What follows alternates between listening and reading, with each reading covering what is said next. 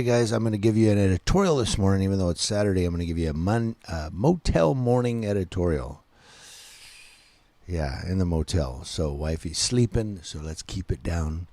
On this editorial, some of you are going to disagree with me, and some of you are going to try to justify the officer's actions.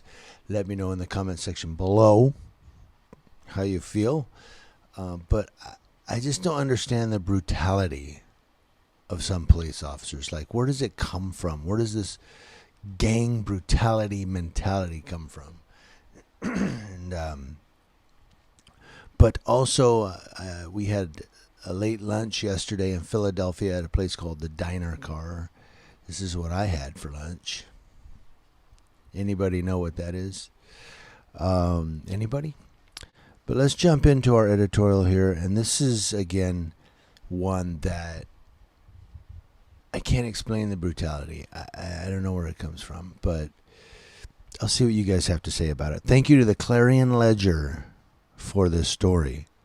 Local families spoke out Tuesday about injustices and harm they say their family members faced at the hands of Jackson police officers. A grand jury has indicted 3 police officers on charges of second-degree murder in the death of George Robinson in Jackson, Mississippi last year. The indictment charges the officers Desmond Barney, Lincoln Lampley, and Anthony Fox with willfully, unlawfully, and feloniously causing the death of 62-year-old Robinson. According to the indictment, the 3 who were Jackson Police Department patrol officers at the time removed Robinson from his vehicle, body slammed him on the pavement, and repeatedly struck him in the head and chest. Fox and Barney currently work for the Clinton Police Department. Lampley is still with the Jackson Police Department. Really, he has been reassigned to a desk job. Mayor Chokwe Antar Lamumba, in a statement, said the independent investigation of the case by the Hinds County District Attorney's Office was necessary for an accountable police department. The family of George Robinson, who is also has a civil suit against the city, said in a statement they are pleased with the grand jury's decision. Meanwhile, Francis Springer, one of several attorneys representing the officers, said evidence in the case will vindicate the officers, noting they had previously been cleared of wrongdoing by the Internal Affairs Division of Jackson Police Department. Now, you hear what that lawyer said? They were cleared of wrongdoing by the Internal Affairs Unit of the Jackson Police Department. The Internal Affairs of Jackson Police Department cleared Jackson police officers of any wrongdoing. We investigated ourselves, and we found nothing wrong. Yeah. You heard that, right? Jackson Police Chief James Davis, at a press conference shortly after the incident, said officers approached Robinson January 13th, 2019, while they were searching for the men suspected of killing a pastor earlier in the day. The Reverend Anthony Longino, 62, was gunned down in Robinson's West Jackson neighborhood while he was opening the church for Sunday service. 3 men have been charged with his death. Officers pulled Robinson out of his car for non-compliance and arrested him on misdemeanor charges. He was later released from custody with the expectation he would show up for a later court date. Jackson Police Sergeant Roderick Holmes said at the time that Robinson was charged with failure to obey a police officer and resisting arrest. Now, this failure to obey a police officer thing, when they say non-compliance, don't read too much into that and say, well, he wasn't obeying the cops.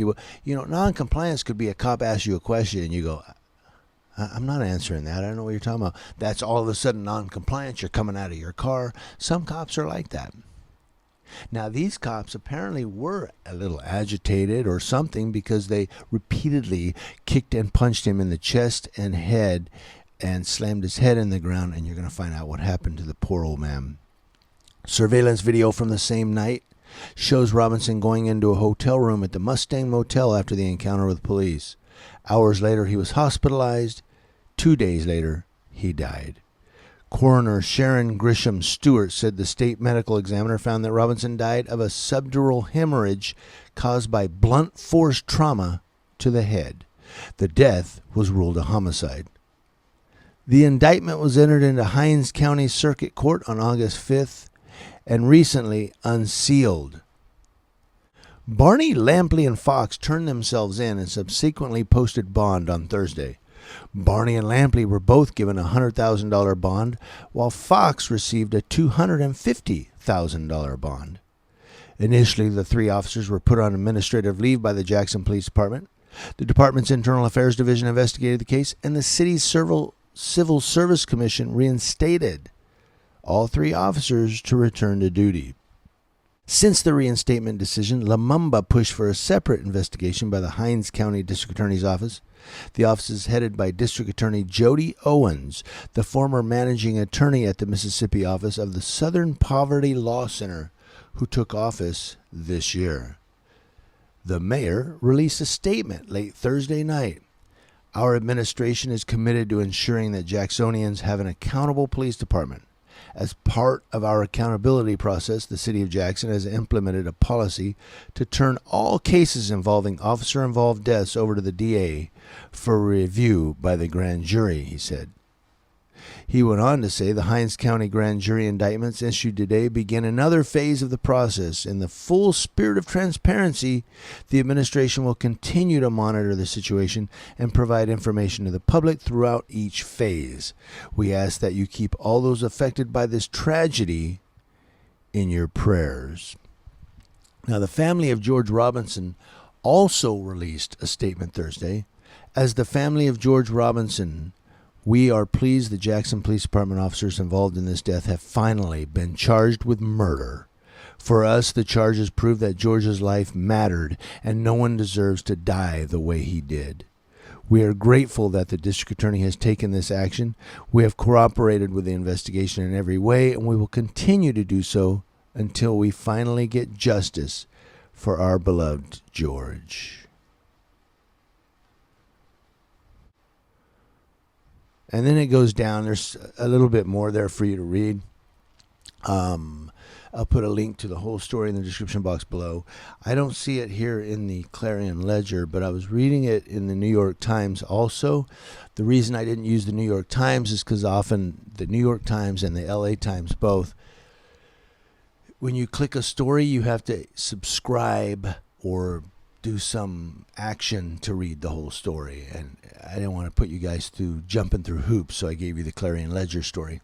But in the New York Times story, it did mention that George Robinson had suffered broken ribs as well as blunt force trauma to the head. So he had broken ribs as well. I mean, these guys curb stomped this poor old guy for non-compliance and resisting. 62 years old. You had three big cops. Did they really have to stomp his ribs and punch him in the head and slam his head in the concrete and all that? And, you know, to me, this is a case of police brutality. And if these cops are exonerated, then we're going to have a huge riot in Jackson, Mississippi, and maybe well-deserved protest against police brutality there. You know, these cops are never going to learn. These police departments are never going to learn until all of their buildings are burned to the ground. And I'm not condoning that. I'm not advocating that. But I'm saying it's happening. Minneapolis, that police station was burned to the ground. Did nobody learn from that? I'm not saying it was right. I'm not saying that was deserved, but the protest in and of itself was deserved. I get it. The Minneapolis Police Department had killed at least two people. Okay, Mr. Geronimo Yanez and Derek Chauvin, two cops who murdered people in Minneapolis, Minnesota. I mean, you know, if these cops aren't going to learn, if you don't learn from your mistakes, then you're condemned to repeat them. And that's what's happening with these police departments across the nation, is these police officers and these police stations are not learning from their mistakes, so they're condemned to repeat them.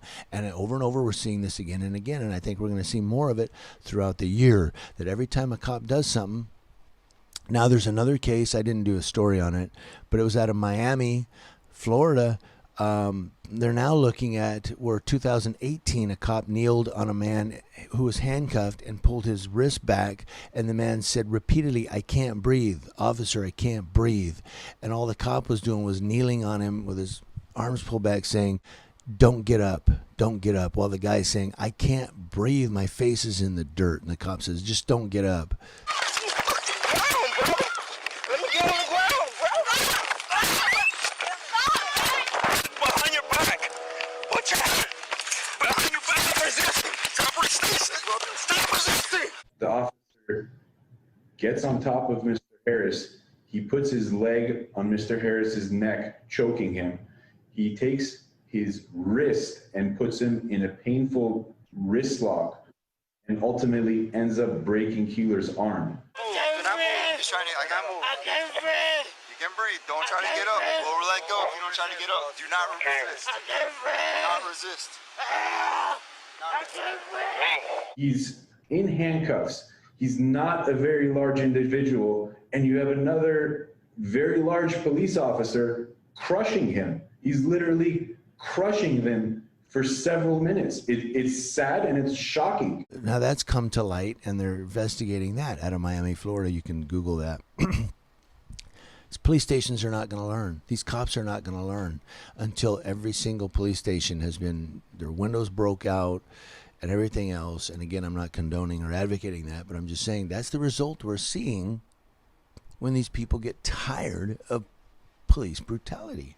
And it sounds like Jackson, Mississippi, the family at least of George Robinson, they're tired of it. They're like, we're done. This is it. We're taking this to the streets. I don't know. We'll see what happens. Let me know what you guys think in the comment section below. Community Leo Watch. Watching Leos. That's law enforcement officers from coast to coast sitting in a hotel in Philadelphia. I think she wants to take a ride to Ocean City, New Jersey today, so maybe we'll get you some shots of the boardwalk. I'll stand under the boardwalk down by the sea.